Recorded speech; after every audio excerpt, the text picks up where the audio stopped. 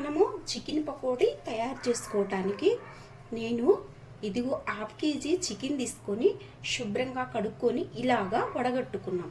ఇలా వడగట్టుకుంటే మనకి చక్కగా మసాలాలన్నీ చక్కగా పడతాయి. అందుకని శుభ్రంగా కడుక్కొని ముందుగానే ఇలాగా వడగట్టుకున్నాము. వడగట్టుకున్న దాన్ని మనము ఇలాగా గిన్నెలోకి వేసుకున్నాం. ఇప్పుడు ఏంటంటే చిన్న ముక్కలుగా ఇలాగా మనము సైజు చూసుకొని ఇలాగా కట్ చేసుకొని ఇలాగా పక్కన ముందుగానే రెడీ చేసి పెట్టుకోవాలి. సైజు ఎంత అన్నది ఇలాగా. మసాలాకి మనము ఎలాగా స్పైసీ రెడీ చేసుకుందామో చూద్దాము. ఒక స్పూను ఫ్రెష్గా దంచుకున్న అల్లం చిన్నులపై పేస్టు,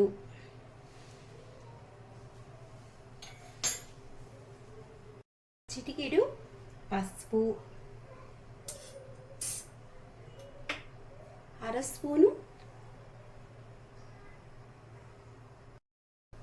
స్పూను జీలకర్ర మనము వేయించి పెట్టుకున్న పొడి, అర స్పూను ధనియాలు పౌడర్,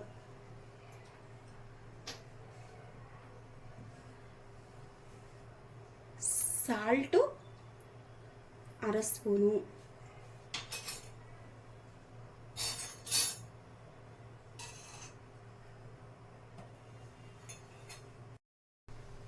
కారము, రెడ్ కారము 2 స్పూన్లు రెడ్ కారము మన స్పైసీకి. ఇవన్నీ వేసుకున్నాక 2 స్పూన్ల ఆయిల్ ఏంటంటే ఆయిల్ వేస్తే మసాలాలన్నీ మనము కలిపితే చక్కగా మసాలాలన్నీ ముక్కకు పట్టిద్ది. అందుకని ఈ ఆయిల్ కాసింది కాదు, మామూలు ఆయిలే. 2 స్పూన్ల ఆయిల్, సగము నిమ్మ చెక్క. దీన్ని మనం ఇలాగా పిండేసుకుందాం.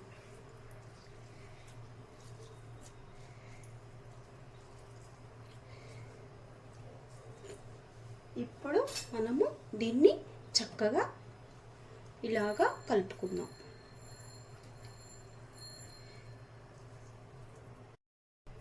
మనకి ఇలాగా కలుపుకున్నాక చక్కగా ఇలా అలాగే ఇప్పుడు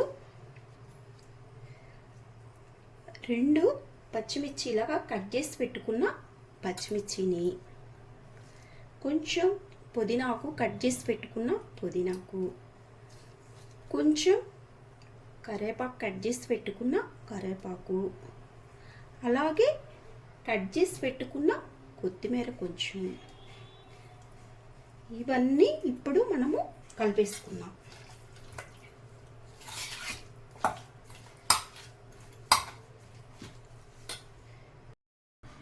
అలాగే మనం చేసే చికెన్ ఫ్రై రెసిపీగా రావటానికి బియ్యం పిండి 1 స్పూను తీసుకున్నాం. వీటన్నిటిని మనం ఇప్పుడు కలుపుకున్నాం. అలాగే 1 స్పూను, ఒక అర స్పూను గరం మసాలా పౌడర్ కూడా వేసుకున్నాం. ఇప్పుడు ఇవన్నీ వేసుకున్నాక మనం వీటిని ఇలాగా మిక్స్ చేసుకుందాం.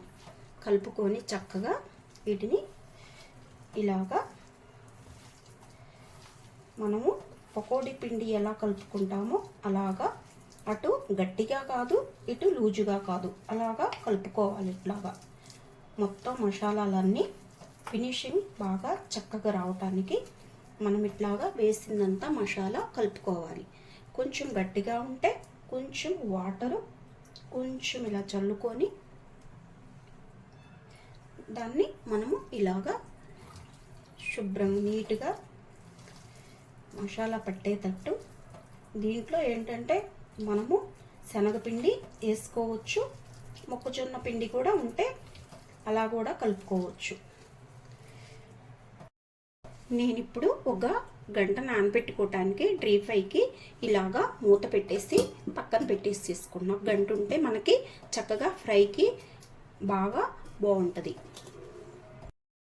1 గంట తర్వాత నానబెట్టుకున్నామని పక్కన పెట్టుకున్నాము కండి. ఇప్పుడు దీన్ని మనము చూద్దాము. చక్కగా మనకి ఇలాగా నానిపోయిందండి. ఇప్పుడు మనము ఫ్రై చేసుకోవటానికి ఆయిల్ పెట్టుకుందామండి. ఇప్పుడు స్టవ్ వెలిగించి ఫ్యాన్ పెట్టుకున్నానండి. డీప్ ఫ్రై కోసం మనము ఆయిల్ పోసేసుకున్నాము.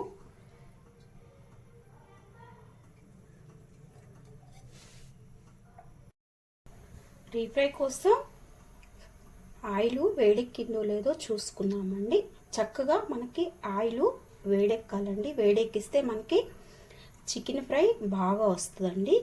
ఇప్పుడు మనం ఏం చేద్దామంటే, వేడెక్కిపోయింది, దీన్ని చిన్నగా చక్కగా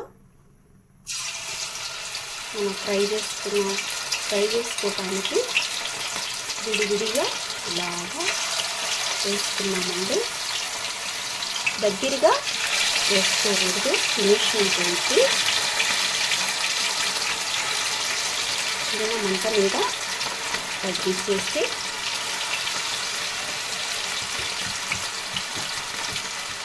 మొత్తం ఇదేలాగా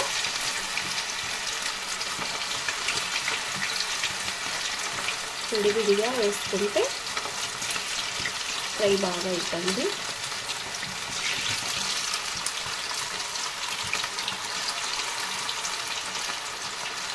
ఇంకా ఇదే విధంగా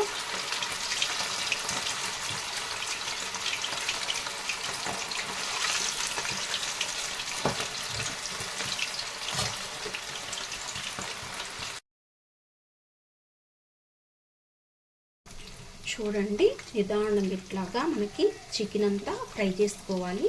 పెద్ద మంట మీద పెడితే మనకి మాడిపోయిద్ది, లోన చికెన్ ఉడకదండి. నిదానంగా చక్కగా ఇలాగా ఉడికించుకుంటే లోన చికెన్ అంతా చక్కగా ఎముకతో సహా ఉడికిపోయిద్ది మనకి. అదిగోండి చూడండి, ఇలా ఉడికినాక మనము దీన్ని తీసేసుకోవటమేనండి. చక్కగా వడగట్టుకొని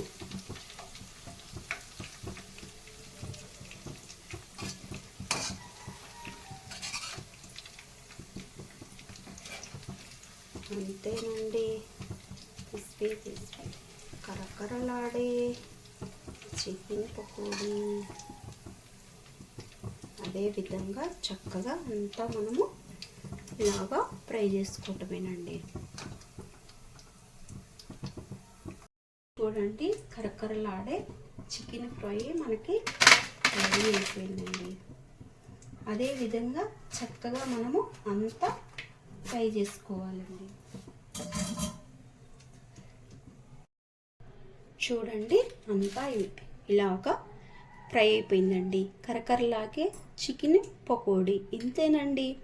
మనము బయట ఎలా అమ్ముతారో అలాగా మనకి చక్కగా చూడు, లోన కూడా చక్కగా ఉడికిపోయిందండి.